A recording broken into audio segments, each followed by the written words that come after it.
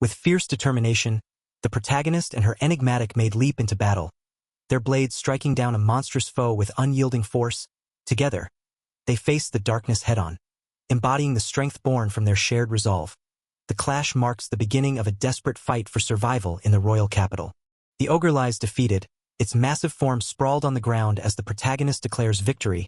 Meanwhile, a group discusses their journey to Iniquity, revealing that Milkit stayed behind while they ventured into a cave searching for rare medicinal herbs. Doubts linger about the herbs' existence, but the document from the church promises they're close, urging them onward despite the uncertainty.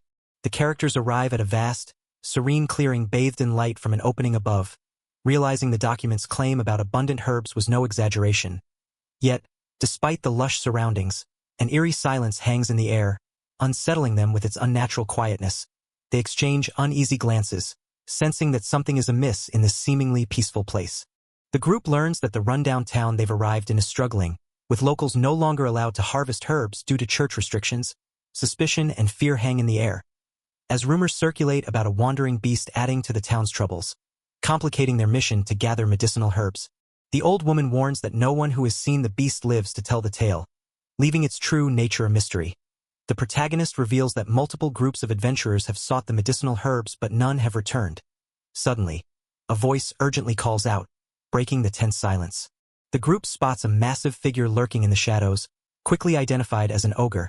As they prepare to strike, the protagonist's eyes widen with recognition, a chilling sense of déjà vu washing over them. The ominous presence of the beast sends a shiver down their spine, hinting at a deeper, unsettling connection. The ogre crashes into the ground with a thunderous impact, sending debris flying as the protagonist leaps into action. A wolf's intense gaze reminds them of a haunting memory, triggering a flash of recognition. Suddenly, a shocked voice calls out, "Be big, sis?" As the scene erupts in chaos, the protagonist is thrown back violently, blood spurting from a grievous wound. Panic sets in as they realize the severity of the injury and the urgent need to stop the bleeding. Desperation drives them to cast a healing spell, hoping to save their fallen comrade. The protagonist lets out a piercing scream as they are engulfed by a grotesque, oozing substance, their body contorted in agony. The overwhelming pain and horror of the moment are palpable, echoing through the surrounding forest. The protagonist struggles to understand why their healing magic only worsens the wound. Realizing their blessing restricts them to cursed equipment, panic and guilt flood them as they watch their injured comrades slip away. While a looming threat approaches in the distance, the weight of the situation presses down, leaving them frozen in shock and fear. Despite Syra's young age, the weight of the situation shakes her deeply. The protagonist's desperate call for Sister Maria echoes through the tense air, refusing to accept defeat. Their fierce determination burns bright as they demand, "What would Sister Maria do?" Tears well in her eyes, but her resolve hardens as memories of Sister Maria and Milkit fuel her spirit. She clenches her fist, vowing with fierce determination that she will never give up until she makes Milkit happy. With renewed strength, she declares boldly, "I won't give up." With her legs miraculously restored thanks to the cursed equipment, the protagonist wastes no time, urging everyone to run and get their bearings. As they prepare to flee, a menacing figure appears, its presence confirmed by a chilling scan that locks onto them with deadly intent. The tension spikes as escape becomes a desperate race against an overwhelming threat. The monstrous figure roars as it charges back with unstoppable force, crashing through the ground with a violent impact. The girls exchange panicked questions, struggling to understand the creature's connection to the protagonist. With no time to lose, the protagonist swiftly grabs one of the girls and leaps away, narrowly escaping the devastating shockwave. The monstrous impact leaves a gaping hole in the ground, signaling the unstoppable force behind it. Amid the chaos, the girls realize escape is no longer an option. Steeling themselves, the protagonist and her companion prepare to face the threat head-on, determined to fight despite the odds. With fierce determination, the two girls launch themselves at the monstrous figure, shouting their challenge as they prepare to strike. Their combined assault is a bold defiance against the overwhelming threat looming before them. The protagonist's strike fails to land, leaving her shocked and vulnerable. Seizing the moment, the monstrous figure charges forward with terrifying speed and overwhelming force, crashing into the ground with a devastating impact. Realizing they're trapped with no way out and vastly outmatched, the girls spot a dark cave nearby. With no other options left, they decide to make a desperate dash for the unknown refuge, hoping it offers a chance to survive. The girls reach the end of the cave, only to find themselves trapped by a solid rock wall, just as panic starts to set in. The protagonist calmly points out an ominous hole nearby, hinting that their escape might lie in the unknown depths below. Despite the fear of the unseen bottom, they prepare to take the leap. As the ominous threat draws near, the younger sister nervously reaches out, sensing her sister's determination. The protagonist acknowledges the impossible odds with a calm resolve, silently preparing herself, with fierce determination. She declares her own resolve, ready to face whatever comes next. With no time left to hesitate, the protagonist grabs her sister's hand and leaps fearlessly into the unknown abyss below. Her voice rings out with unwavering determination, "Let's go!" As they plunge into the darkness, choosing hope over despair. The protagonist and her sister disappear into the vast, foreboding darkness below, swallowed by the unknown. Above them, a grotesque, dripping mass looms ominously, a silent reminder of the danger they left behind. In the eerie silence, a massive figure stands alone, facing the abyss with a heavy, unyielding presence. The two sisters find themselves in a vast, enclosed space with cracked, swirling walls, uncertain of their location. The ground beneath them is unusually soft, a detail that keeps them alive but adds to the mystery. One sister covers her nose, disturbed by a foul smell, while they both sense that this place feels unervingly artificial, like a man-made environment. The protagonist finds herself sinking into a horrifying mass of decayed, twisted bodies, their grotesque forms pressing in from all sides, as she struggles to comprehend the nightmarish scene. Her wide eyes reveal a mix of shock and terror, realizing the true depth of the darkness surrounding them. The sisters cautiously approach a door in the dim corridor, one instructing the other to keep her eyes closed until she says otherwise. As they reach out to activate a magical lamp embedded in the wall, it glows softly, illuminating the darkness around them and offering a faint hope of finding their way forward. The sisters find themselves in a stark, futuristic underground facility, its sterile design both awe-inspiring and unsettling. As they ascend a staircase, they debate who could have built such a place and why it exists beneath the surface. Suddenly, one sister notices a door that's unlocked, hinting at a new revelation just beyond. The sisters survey the abandoned research facility, noting the empty shelves and shattered glass, signs of hasty departure or destruction. One points out the twisted spiral pattern of the place, realizing it resembles a spiral staircase. With hope, they consider that ascending might lead them to an exit, while also spotting the room they had previously been in through a broken wall. One sister tries to hide what she's seen, nervously denying it, but the other presses her for answers. Suddenly, a shattered spiral pattern appears, revealing the name Flume Apricot etched within it. Shocked and confused, the protagonist sees her own name again, accompanied by a desperate plea for help echoing in her mind. Hearing a desperate cry for help, the sisters rush toward the voice, discovering a frightened girl huddled alone. One sister urgently calls out, offering reassurance and a hand to help her escape. But just as hope sparks, the other sister shouts for them to wait, sensing something amiss. The eerie figure suddenly grabs one sister by the neck, its cracked spiral face looming terrifyingly close. The other sister reacts in shock, realizing the danger too late. The chilling words "found you" echo as the sinister grip tightens. Breathing heavily, the sisters brace themselves as one struggles to move. Frozen in fear, the sinister hand tightens its grip, and a chilling voice warns of something approaching. Below, a menacing, cracked smile hints at the darkness closing in. Our hero freezes in terror as a monstrous figure crawls down the stairs toward her, its heavy breathing echoing through the narrow corridor. Sweat beads on her face, her wide eyes filled with dread as she utters a faint, helpless sound. The looming threat feels impossibly close, and escape seems uncertain. Struggling fiercely, the protagonist screams for release, desperation etched across their face. Despite their combined efforts, the mysterious force holding them refuses to yield. The tension mounts as they fight against an unrelenting grip, refusing to give in. The protagonist's mind races, desperate to find a way out as fear tightens its grip. They cling to a single thought. Milkid is waiting for their return, summoning resolve. They call out urgently for Syra's help, hoping for a healing touch to turn the tide. With fierce determination, the protagonist commands their dark blade to recover. Their voice ringing out with urgency, Syra, the mysterious maid, leaps into action. Her presence a beacon of hope amid the chaos. Together, they strike back fiercely, shattering the enemy's hold in a powerful, explosive attack. The monstrous enemy barrels forward relentlessly, closing the distance with terrifying speed. The group scrambles toward a familiar room, hoping to find refuge. But the creature is already breaking through the barrier. Panic rises as they realize it's only a matter of time before it crashes inside. They quickly escape through a broken window, narrowly avoiding the ogre's assault.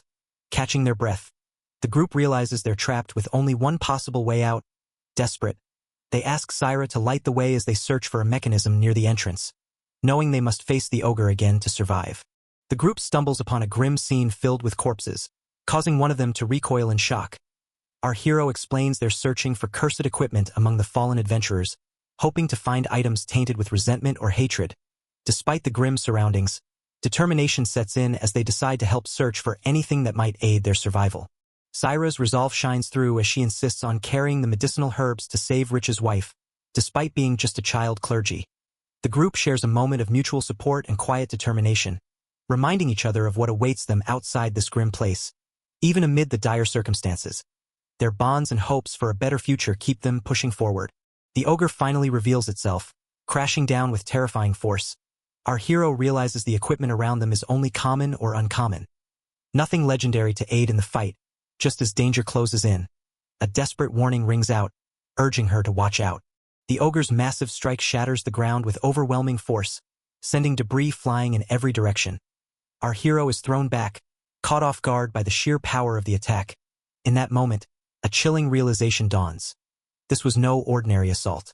Just as the hero lets go of their regrets, a sudden and brutal force tears through, violently hurling a figure through the air. The shock of this unexpected attack leaves no doubt. Something terrifying has emerged. The ogre's brutal fist slams down with devastating force, shaking the ground beneath them. Our hero braces herself, sweat and determination mixing as she quietly questions if this moment is the turning point she's been waiting for. The tension is palpable, the battle reaching a critical crescendo. With fierce determination, our hero strikes the ogre's massive arm, shattering it into splinters. The impact sends a shockwave through the battlefield. Her focused gaze unwavering as she seizes this crucial moment to fight back. The ogre's grip falters, and the tide of battle begins to shift. Our hero delivers a powerful kick, shattering the ogre's boot with a fierce impact. The broken leather flies apart, revealing the cursed nature of the equipment that saps strength and agility. The ogre staggers in shock, caught off guard by this sudden strike.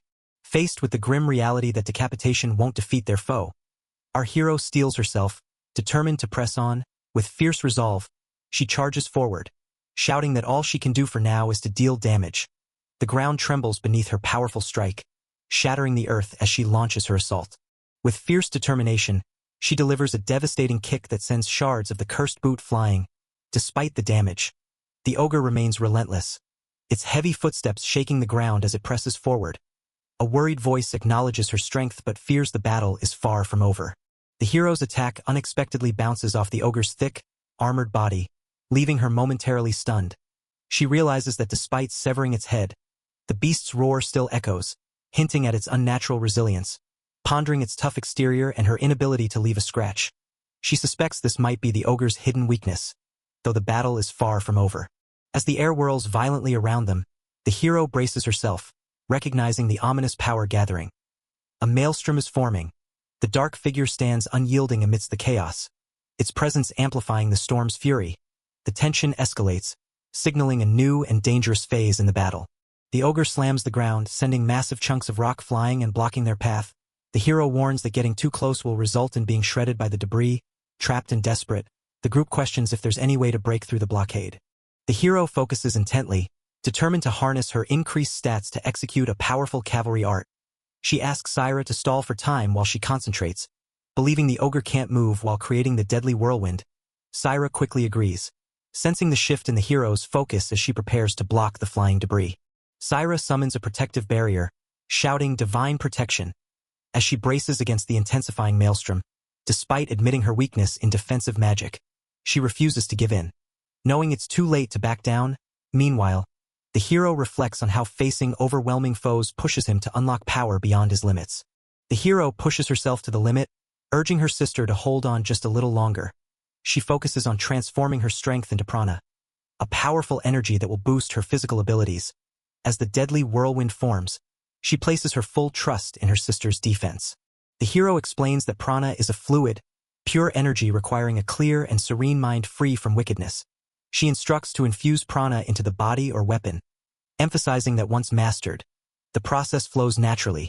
The calm focus needed contrasts with the overwhelming power coursing through her. Despite the pain and exhaustion, the younger sister summons her remaining magic, determined to keep fighting. With a fierce resolve, she declares she can still hold on and urges her sister to take over, entrusting her with everything she has left. With unwavering determination, the hero locks eyes with her sister, urging her to unleash everything and swing her sword. The resolve in their gaze speaks volumes.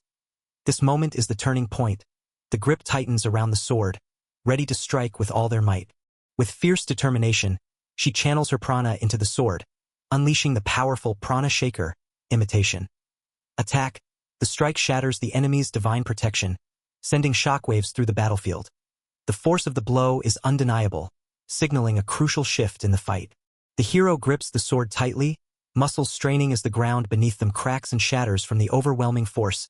Despite pushing beyond their limits and pouring every ounce of strength into the attack, they refuse to yield, determined to extract even more power if necessary. Their fierce expression reveals a relentless will to overcome any obstacle, no matter the cost.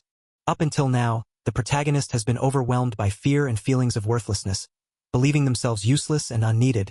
Yet, despite this pain, a newfound purpose emerges. Because Milkit is there, they find the strength to be a hero, even if it means embracing a codependent bond to save and be saved in return. With a fierce roar, the hero channels every ounce of willpower into their attack, shouting their vow to save her. The intensity of their determination shatters the battlefield around them, embodying their unyielding resolve to protect at all costs. The shattered fragments of the enemy's armor rain down as the hero's attack lands with devastating force. Amid the chaos, a faint voice breaks through the tension, expressing a simple, desperate hunger. Suspended in the aftermath, the protagonist clings to this fragile hope, Milkit's food, fueling their will to keep fighting. A mysterious figure appears, their presence causing a ripple of tension as they question the unexpected arrival of Flumchan. The atmosphere shifts, hinting at deeper connections and unseen motives behind this sudden encounter. The demon clan is revealed as ruthless pillagers, embodying cruel and inhuman tyranny. They are portrayed as evil beings that must be eradicated. Amidst the chaos, a calm figure methodically gathers firewood, signaling a poised resolve to confront this menace. Amidst the swirling leaves and darkening sky, a quiet determination lingers in the air. The protagonist's gaze remains steady, hinting at a resolve that burns beneath the uncertainty. But at least, the demon, Flamchan, awakens with a gentle smile, her warmth and kindness shining through as she reassures with a soft, "Oh, thank goodness." Bathed in sunlight, she no longer seems like the ruthless enemy the protagonist once feared. This moment hints at a deeper complexity beneath the demon's fierce exterior. A mysterious demon named Nigas introduces herself with a confident smile, revealing her affiliation with the powerful group known as the Three Demons. She explains her unique attribute, Blood Wind, which grants her control over wind and darkness, and emphasizes her ancient age and magical prowess. The atmosphere grows heavy with silence as her presence commands attention. Flushed and flustered, the demon girl nervously denies any wrongdoing, insisting the protagonist is not supposed to be here. The protagonist, sensing no hostile intent from her, questions why she's on the surface if not to kill. Meanwhile, a fierce creature growls protectively, urging to deal with a certain child first, as the realization dawns that this woman is indeed part of the demon race. Tears streaming down her face, the young girl screams her hatred for the demon race, blaming them for stealing her homeland and killing those she loves. Despite a call to calm down, she bursts forward with fierce determination, shouting Diyasu. As she charges, the demon woman watches with a mix of amusement and caution, while another demon nervously denies harming humans, trying to defuse the tense situation. The demon woman questions the protagonist's source, doubting the truth of the church's words and accusing them of conducting suspicious research in such a remote place. The protagonist struggles to respond, clearly unsettled by her challenge. The protagonist reveals that the facility in question is actually a church laboratory, explaining her reason for investigating it. She suspects the kingdom's involvement due to the scale and technical capabilities required to build it underground. Reflecting on recent events, she wonders if the strange creature they encountered was a weapon powered by a mysterious force called Spiral, which causes a sense of physiological disgust and might have been used by the werewolf they fought. The protagonist realizes with shock that the creature they encountered was humanoid, not just a monster. She pieces together that the pile of corpses likely includes victims of human experimentation, not just monster attacks. Her gaze sharpens as she turns her attention to Flam, demanding to know why she is there. Flam reveals the harsh truth behind her disappearance from the hero's party. Despite being branded a hero, she was powerless, sold into slavery, and has only recently become an adventurer. The protagonist processes this painful backstory, realizing the mark on Flam's cheek is a slave brand. While Flam explains their original mission was simply to gather herbs before being attacked by monsters. The protagonist examines the shattered core that floated down, realizing it came from the ogre Flam defeated. When she asks if she can keep the broken core, Flam agrees, noting it's risky to carry around all the church's belongings. Grateful, Flam offers to help as payment, her mood lightening despite the tension. The protagonist reflects on how Flam is different from the typical image of the demon race, quietly admitting to herself that she let her emotions get the better of her and acted wrongly earlier. Flam calls out to her, sensing the tension, as the protagonist struggles to compose herself. The young girl, her expression a mix of regret and determination, softly utters an apology. Meanwhile, another figure reflects on the unsettling truth that those in higher ranks than Bishop have been concealing secrets all along. The tension between them hints at deeper conflicts yet to be revealed. The tension between them softens as Sarah-chan expresses regret for dragging others into trouble with dubious church secrets, while another gently reassures her that she's helped just as much. Leaves flutter down around the group, momentarily easing the heavy atmosphere. Yet, the demon-like woman's sharp words cut through the calm, declaring her frustration and insisting the oppressive mood has finally been lifted by the wind. The tension breaks as the young girl, eyes sparkling with admiration, declares the demon truly different and bright, someone she could watch forever. The demon, flustered, slaps her own cheeks in disbelief at the unexpected praise. Meanwhile, a quiet conversation reveals that the demon was the one who safely brought them to this place, unwilling to leave the girls in danger. The young girl beams warmly, her gratitude shining through as she sincerely thanks the demon. The demon's eyes widen, caught off guard by the heartfelt appreciation. Sarah twirls happily, introducing herself as an Origenist nun despite the church's ban on herbs. She admits with a blush that she needs medicine to help the sick, calling herself a bad nun. Meanwhile, the demon-like woman, Enyaugas, listens quietly, her thoughts troubled by the revelation that the demon race hasn't been killing humans after all. During the war between humans and demons, the human race invaded the demon territory, causing many casualties. Despite this, the demon swears that their kind never kills without reason or for their own pleasure. The demon questions the sincerity of the oath, pondering in whose name the promise is made. Sarah responds earnestly, placing her trust not in God, but directly in the demon herself. Meanwhile, the blocked doorway has been shattered by Enyaugas, allowing them to finally retrieve the herb they sought. As they walk through the grass, the protagonist reflects on the confusion and doubts swirling in their mind, struggling to understand what to believe. Despite the chaos inside, one thing has become clear to them. Exhausted but relieved, they walk through the forest, longing for the comfort of home and a deep, restful sleep. Meanwhile, a single outstretched hand hints at an unspoken offer or gesture waiting to be made. With a fierce determination, she unleashes her power, invoking the spell, Crimson Sphere. The air crackles as energy surges around her, signaling the start of a formidable attack. With a fierce cry, she unleashes the Crimson Sphere, shattering the enemy with a devastating burst of energy. The impact echoes through the battlefield as the dark orb hovers ominously. A symbol of her unleashed power, the air crackles with tension, signaling the battle's turning point. As the protagonist reflects on their failure to crack the barrier, a realization dawns. They understand why that child was part of the hero's party, especially since Flamchan was able to destroy it. Holding a delicate flower petal, they quietly wonder when they will cross paths with Sarah-chan again, as petals drift gently through the air. The story continues in a grand, majestic palace, gleaming with elegance and history. Inside, a spacious, well-furnished sitting room invites quiet conversation, while a sweeping staircase hints at the many secrets and stories held within these walls. The stage is set for the next chapter, The Flowing Witch. The largest store in the capital, Shop Mankathy, is a bustling hub frequented by nearly everyone in the city. Our protagonist is surprised to learn that Leech owns this massive establishment, not just a small shop. Suddenly, a flustered figure bursts through the door, apologizing for the delay and promising to inspect the package immediately. The elderly woman, cloaked and mysterious, turns away quietly, leaving the room with a subtle nod. A wooden box reveals a bundle of peculiar flowers wrapped carefully inside, catching the young man's full attention. His expression shifts from surprise to a faint, determined smile, as a single bead of sweat traces down his cheek. As the carriage wheels creak softly, the group reflects on their recent journey. They chose to visit the base of operations Leech offered as a reward, seeking refuge in the West District where freed slaves like them could belong. Amid the quiet moments, a lingering hope remains to see Sarachan again, who refused any reward to keep Leech's request a secret. The carriage rolls through the narrow streets as the group reflects on the unexpected generosity of Leech, who provided more than just a base. Their anticipation grows as they finally arrive at their destination. Looking up with hopeful eyes, they prepare to step into this new chapter. They stand before a sturdy, welcoming house, the new base of operations that Leech has generously provided. The sight leaves them in stunned disbelief, as one softly questions, "A house?" Nearby, the official title deed lies ready, confirming their unexpected new home. Inside their new home, a quiet moment unfolds as a warm cup of tea is offered. The protagonist sits thoughtfully, overwhelmed by the generosity shown, while a loyal companion looks on with gentle concern. The sight of a chest brimming with treasure prompts a humble reflection. "I don't deserve all this."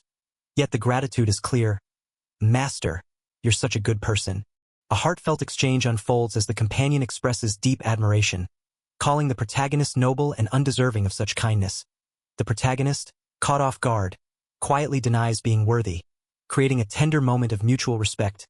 Suddenly, a creaking sound breaks the calm, drawing their attention and stirring a hint of unease. The unsettling creak leads to a door slowly opening, heightening the tension. The protagonist, alarmed, wonders if someone already lives here and questions the safety of the West District. Meanwhile, a hand cautiously reaches for the doorknob, noting a foul smell and debating whether a failed concoction can still be salvaged. As the protagonist cautiously examines a mysterious vial, a sudden splash catches everyone off guard. The unexpected interruption draws a surprised reaction from the companions, while a calm voice softly calls out to Flume, breaking the tension. The witch calmly admits to trespassing, explaining she just found the empty house and decided to borrow it for a while. Despite the awkwardness, she sips tea with a weary expression, confessing she's too tired to be surprised by anything anymore. The maid looks on silently, unsure how to respond. The witch reflects on Eterna's unusual behavior and casually admits that if Flume left because she missed her hometown, then she had no reason to stay either. The protagonist, shocked, questions what happened to defeating the demon lord, while the witch denies ever wishing to return home. Suddenly, the protagonist notices a familiar mark on the witch's cheek, sparking a moment of realization. The protagonist's shock turns to anger as she demands if the witch truly didn't know about the demon lord's fate. She passionately explains that if they had known, they would have stopped him, lamenting how Gadio and Cyril were deeply affected by the disappearance. Her intense gaze hardens with resentment, muttering "bastard" under her breath. Tears stream down her face as she covers her eyes, whispering a heartfelt "thank goodness." The tension breaks, and a deep sense of relief washes over her. Nearby, the witch calmly reassures her not to worry, while the maid watches with quiet concern. The maid notices the girl's swollen face and suspects mustard poison. Calmly, the witch reveals she's already gathered the ingredients for an antidote, but warns it will take 3 hours to take effect. The maid reacts with surprise, processing the gravity of the situation. The witch solemnly declares she will prepare the antidote in 3 hours. Her determination clear, the maid, standing by the window, gently chides her for cornering herself again. Sitting on the bed, the girl reflects on her relief that Eterna's presence means they no longer need to rely on others to make the herbal medicine. The maid asks if the person they just met is the protagonist's friend, to which she hesitantly confirms. She reveals that this friend was once one of the chosen heroes who journeyed to defeat the demon lord, a fact the maid finds surprising due to the protagonist's limited knowledge of the outside world. Quietly, the protagonist wonders if her friend will be disappointed to learn she was kicked out of the party for being useless. Despite this, the maid trusts her judgment, acknowledging Eterna as both a hero and a great person, while reminding her that herbal medicine is outlawed throughout the kingdom. Grateful for Eterna's help, the protagonist expresses her heartfelt thanks, relieved to hear that the illness can be fully cured in a week, though she struggles to show it. Eterna's quiet smile reveals her true feelings beneath her reserved exterior. The maid notes this subtlety, gently teasing if she's unhappy, to which Eterna responds with a soft laugh, masking any deeper emotions. The protagonist hesitantly asks if she can stay, and Eterna warmly insists she can, even calling herself the new landlord. As they talk, Eterna begins to reveal the house's past, mentioning it used to belong to 5 people, leaving the protagonist curious and surprised. Outside, a group of suspicious figures is spotted hiding in the shadows, prompting a gruff warrior to demand their identities. The protagonist suspects one of them harbors a grudge from a recent guild incident, while the witch confidently declares she'll flush out any enemies, preparing to take action without hesitation. The gruff warrior seethes with anger upon learning the slave girl has a house, vowing to unleash brutal revenge that no one will believe. He taunts that attacking them while asleep would be no fun, sharpening his blade with a sinister grin. Suddenly, his attention is caught by a strange cracking sound beneath his feet. Suddenly, the ground beneath the warrior shatters violently, sending debris flying into the air. A powerful force erupts from below, illuminating the night sky and catching everyone off guard. The ominous crackling sound turns into a deafening roar as the earth splits open right in front of the house. The mysterious force has flushed the enemies all the way outside the capital, leaving everyone stunned and questioning what just happened. The group realizes the attackers won't be returning and discusses the difficulty of breaking the deeply religious church's influence, especially since the West District is easily swayed by women. They agree the church must be dealt with first, noting the army's weakness due to a drug epidemic among the soldiers and the importance of strong knights. The group discusses their plan to use a powerful bomb, with one insisting it will be deployed tomorrow. They debate the ongoing negotiations with the common folk and express determination to challenge the church's influence by proving there is no God. Despite his harsh nature, the man drinking confidently claims control over the West District and is seen as a reliable ally for their cause. With a confident smirk, he demands loyalty, declaring himself different from the others. He vows to build a kingdom worthy of Dine Phineas and warns that no one will stand in his way, commanding those around him to work harder for his vision. Our heroine carefully checks her list, wondering what else she might have forgotten. She reflects on her plans to go shopping with Milkelt, but recent events have made her hesitant. Confident that Eterna is safely at home, she feels reassured enough to leave her in good hands. Suddenly, armed men arrive with orders to arrest her, accusing her of murder. Shocked, she questions what crime she committed, while the soldiers angrily call her a murderous bitch and accuse her of killing the merchant. Despite the accusations, she silently admits to having killed him with her own hands. Though she once hoped for a peaceful, ordinary life, the heroine now faces the harsh reality of corruption head-on. With unwavering resolve, she declares that she will not tolerate this injustice. Her determination shines brightly as she prepares to confront the forces against her. With steely resolve, she unleashes a devastating strike, sending her foes flying through the air. Her eyes burn with fierce determination as she embraces the brutal power of her genocide arts. Anguish. The battle has truly begun, and she stands unyielding against those who seek to unjustly condemn her. Ottilie Fokelpie steps forward with a confident smile, her impressive stats and affinity for darkness displayed, revealing her formidable presence. With a swift, powerful strike, she incapacitates the soldiers, who fall without a scratch. Her eyes gleam with loyalty as she declares her actions are all for her beloved big sister, Henriette.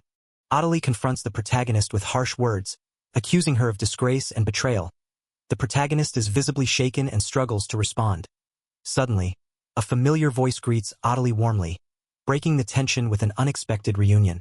The scene shifts to a quiet house where a shocked voice exclaims in disbelief about Jean and Tage's actions. Inside, Ottilie, the lieutenant general, is surprised to see Eterna, the timeless witch, who calmly confirms her presence. Eterna explains she escorted the protagonist from the village to the capital when she was named a hero, reassuring Ottilie that she promised to take care of her. Eterna reveals that the protagonist left her village carrying everyone's hopes, choosing not to return so they could still see her as a hero. Ottilie reflects on her family, quietly mentioning her parents. The conversation shifts as Eterna identifies Ottilie as an adventurer in the West District and explains that Dine, far from a mere thug, is a cunning and strategic leader who rose to power despite his fallen noble lineage. The kingdom is caught between two powerful armies, the royal army and the church's knights, whose strained relationship complicates authority. Despite the royal army being the official force, the church wields significant influence, especially as corruption within Dine's ranks worsens tensions. Suddenly, a lively outburst reveals the beloved Big Sis Henriette, the general of the royal army, whose presence sparks excitement and hope. Ottilie's deep admiration for her older sister becomes clear, revealing a close bond that dates back to childhood. Despite her sister's demanding schedule, she tries to protect her from overwork, though they rarely find time alone together. Meanwhile, Ottilie remains determined to catch Dine off guard, patiently waiting for the right moment as she patrols the West District. The weight of Dine's growing influence in the West District presses heavily on her mind, especially as his soldiers relentlessly dig into her past without mercy. Haunted by the memory of taking a life for the first time, she clenches her hand in resolve. Despite it all, she offers a quiet willingness to face what's ahead, asking if she can help with the burden. Despite warnings about the risks tied to her status, the protagonist's resolve hardens, with determination blazing in her eyes and her sword drawn. She boldly declares her willingness to do whatever it takes to live peacefully with Milkit. The protagonist reflects that their unique ability might be why they were summoned to help defeat the Demon Lord, realizing it would be odd for Flume to inherit the house without any combat skills. When questioned about this late realization, they admit they hoped for such a response. Ultimately, they express a willingness to assist if Flume is ready to join the fight. The protagonist doubts their place among such esteemed company, wondering if they truly belong here. They acknowledge that two former heroes and the Lieutenant General of the Royal Army would never anticipate what's coming next. Suddenly, a loud explosion breaks the silence, capturing the attention of the group. As night falls, someone apologizes for overstaying their welcome and prepares to leave. The group wonders if the explosion was just an accident at a nearby factory, but the protagonist senses something more ominous, admitting, "I have a bad feeling about this." Milkit is praised for her quick progress in learning to write simple words and phrases. As she reflects on her father's words about finding happiness in making others happy, a newfound understanding begins to dawn on her. This moment marks a gentle but meaningful step forward in her growth. The protagonist reflects on her humble beginnings as an ordinary village girl, but her thoughts are interrupted when her maid, concerned, asks if she used the antidote today. Though weary from the day's events, she brushes off the concern and decides to rest early, hiding the weight of her condition. In a quiet, tender moment, the protagonist pulls the maid close, offering a gentle embrace that speaks volumes beyond words. The maid's eyes reveal a mix of surprise and unspoken emotion, hinting at the deep bond they share beneath the surface. The protagonist confesses a heartfelt desire for Milkit to stay by her side, offering acceptance beyond appearances and a promise of a place to return to. She reveals that Milkit makes her feel whole, a sentiment that stirs deep emotions. Though it began simply, the thought of being apart from Milkit already brings a profound sense of loneliness. The protagonist's feelings deepen as she quietly confesses her true desire to make Milkit genuinely happy. With a trembling hand, she gently squeezes Milkit's, pleading softly for her to never leave. The moment is heavy with unspoken emotion, revealing a vulnerability she can no longer hide. Amid the serene backdrop of the central district, a sudden outburst breaks the calm, her voice trembling with frustration and emotion as she shouts, "I just can't." The intensity of her feelings surges forth, revealing the inner turmoil she struggles to contain. Haunted by her promise to Flume to avoid danger, she wrestles with worry for Leech and the Herbs. Feeling helpless as she can't find a way into the Origin Church, frustration boils over. Refusing to stay idle, she resolutely declares her intent to go see them herself, breaking free from hesitation. As she stands in the bustling West District, the protagonist realizes she doesn't know exactly where her friends live. While the crowds chatter and a faint burnt smell fill the air, suddenly, a desperate voice yells out, warning her not to go any further, as concern and urgency ripple through the onlookers. The protagonist is startled by a sudden shout and quickly learns that a gunpowder explosion occurred in a nearby warehouse. Concerned, she asks if anyone was hurt, while a familiar voice calls out to her cheerfully. Assured by the knights that the situation is under control, she expresses her gratitude before preparing to move forward. Arriving at a beautiful home, the protagonist explains she came to check after hearing about the explosion.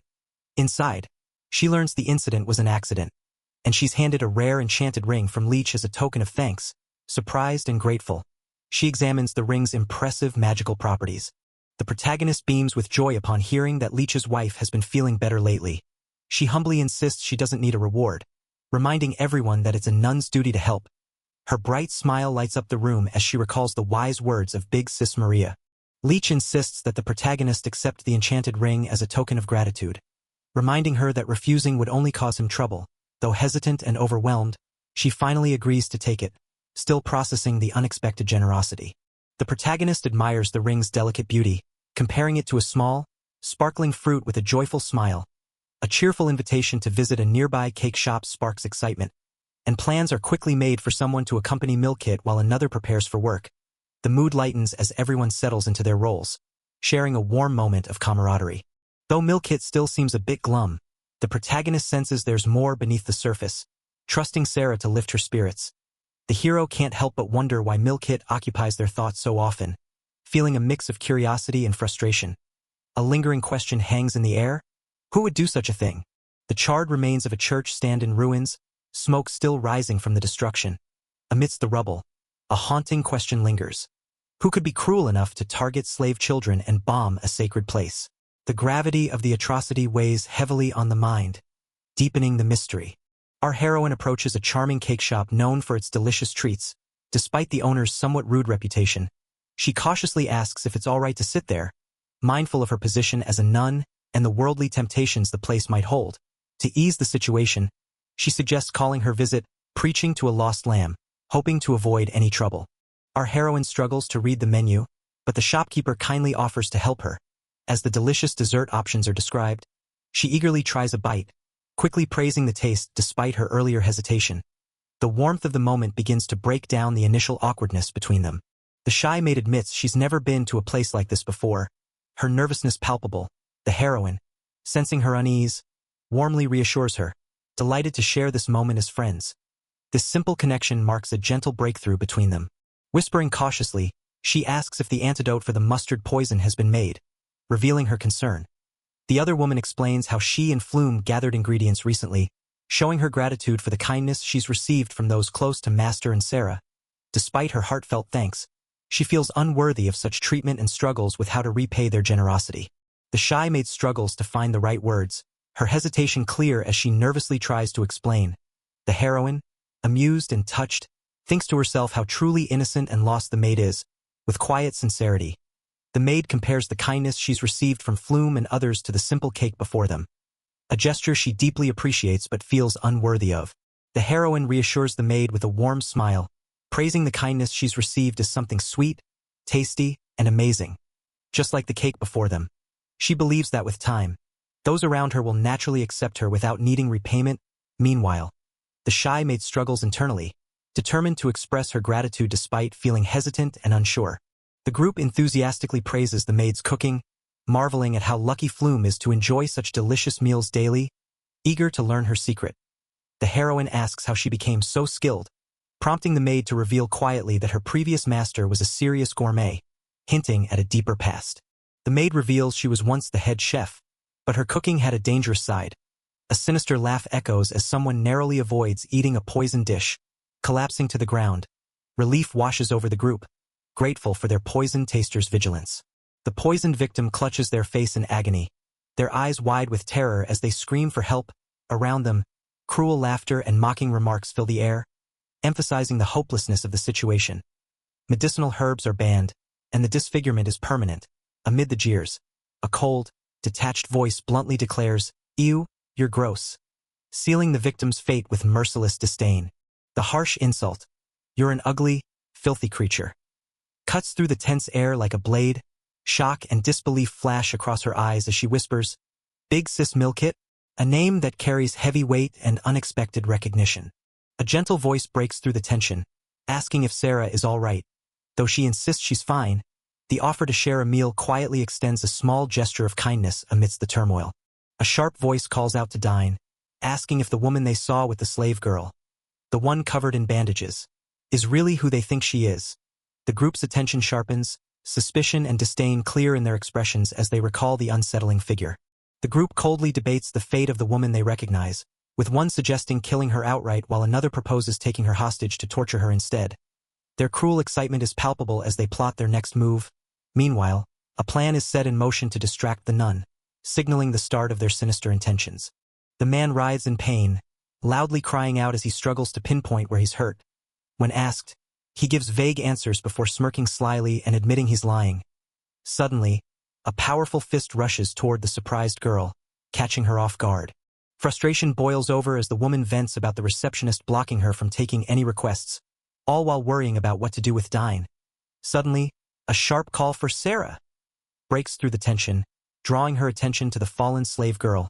Kneeling beside the injured girl, she urgently addresses her, signaling a shift from anger to concern. The man's smug expression contrasts sharply with the tense atmosphere as he taunts Dine about the bandaged girl, questioning her importance. Dine's eyes widen in surprise at the provocation, while a maid urgently calls out to her master. The bandaged girl, despite her injuries, laughs bitterly, mocking the idea that a slave could hold such value. The man sneers, dismissing the injured girl as nothing more than a slave fit only to serve another slave. Despite her battered state, she firmly demands respect for her master, warning him not to insult him, his eyes narrow, clearly irritated by her boldness. The man's fury erupts as he slaps the injured girl harshly, shouting a brutal warning to never talk back to him. Witnessing this, Dine's face contorts with shock and desperation as she cries out, calling for Milkit. The man taunts the group, reminding them they hold the hostage and asking how they want to toy with them. The nun, clearly frustrated but composed, calls the man childish and fiery. Meanwhile, tension escalates as the man warns against reckless actions, and another figure swiftly moves with a threatening gesture. In a swift and fierce counterattack, the injured girl breaks free, her chains flying off as she launches a powerful kick. The man stumbles backward, slipping and screaming in pain from the unexpected blow. Meanwhile, the others watch in shock, caught off guard by her sudden burst of strength. With fierce determination, the injured girl launches herself into a powerful flying kick, catching the man completely off guard. His shocked expression reveals his disbelief as he stumbles backward from the unexpected strike. Meanwhile, the others watch in stunned silence, unable to react in time. As the girl calls out urgently, a figure swiftly pulls a wire, tightening it with precision. The man reacts quickly, acknowledging the clever tactic, but warns everyone to fall back immediately before the situation escalates further. The man reveals his identity as Lieutenant General Audley Focalpi, acknowledging the attempt to eliminate him for exposing the Royal Army's corruption. He admits he can't confront the threat directly yet, but confidently states that he's gradually expanding his control over the West District, turning it into his own kingdom. The determined girl charges forward, shouting "Dine!" With fierce resolve, the man smirks confidently, taunting her that he'll take his time killing her later. Suddenly, a wire is pulled, sending her flying backward with a powerful force. Her eyes widen in shock, the impact catching her completely off guard. A desperate shout pierces the air, echoing through the narrow streets as tension mounts.